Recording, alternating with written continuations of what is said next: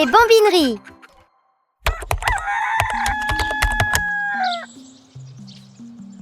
Il était un homme qui avait 2 épouses. Chacune avait une fille. Dieu fit qu'une des femmes mourut, laissant derrière elle une fille douce et obéissante, Kumba sans mère.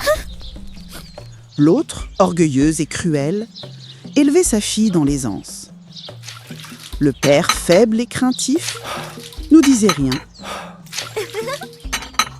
Et c'est ainsi que chaque jour, Kumba sans mère portait seul le poids de la maison.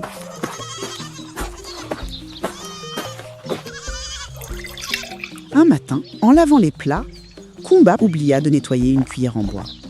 Sa marâtre furieuse s'écria: « Kumba, tu n'as même pas lavé la cuillère !»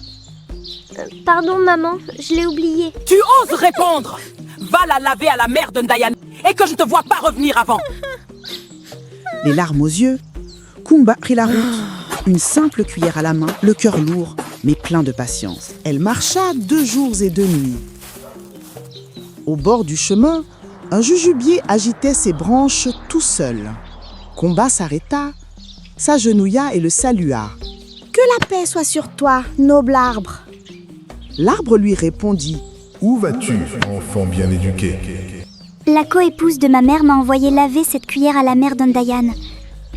Le jujubier, touché par sa politesse, lui offrit ses fruits. « Prends ces jujubes et que Dieu guide tes pas. » Kumba remercia et poursuivit sa marche. Plus loin, elle aperçut une marmite bouillante qui cuisait toute seule sur un feu. Elle s'inclina et dit: « Salam, noble marmite !»« Où vas-tu, jeune fille, bien éduquée ?»« Je vais laver cette cuillère à la mère d'Undayan. » La marmite, émue, lui donna à manger et dit: « Goûte un peu, ma fille, que Dieu guide tes pas. » Merci, noble marmite. Kumba marcha encore et trouva une vieille femme étrange. Un bras, une jambe, un œil, une oreille. « Où vas-tu, ma petite fille ?»« Grand-mère, ma marâtre m'a envoyé laver cette cuillère à la mère d'Undayan. » Touchée par sa douceur, la vieille femme lui donna un os blanchi et un grain de mil.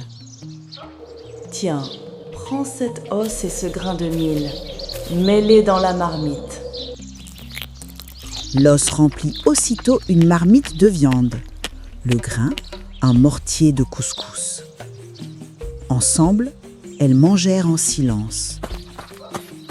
Puis, la vieille lui dit: « Va te coucher sous le lit, car mes enfants sont des bêtes sauvages. » Dans la nuit, des lions, des hyènes et des chacals entrèrent dans la case. Kumba, caché, les piqua doucement avec ses aiguilles. Les bêtes, agacées, quittèrent la hutte sans la voir. À l'aube, la vieille lui remit 3 œufs. Casse le premier au milieu de la brousse, le second quand tu verras ton village, et le dernier devant ta maison. Kumba marcha longtemps. Dans la brousse, elle cassa le premier œuf. Des cavaliers armés en jaillirent. Elle continua et brisa le second. Des lions et des panthères bondirent, protégeant sa route.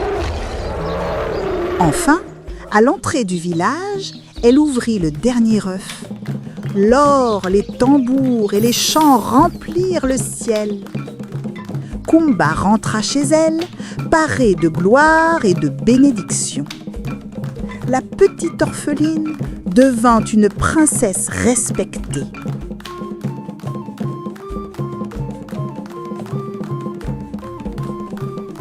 Et c'est ainsi que se termine le voyage de Kumba sans mère. De nouvelles vidéos toutes les semaines. Abonne-toi pour ne rien manquer.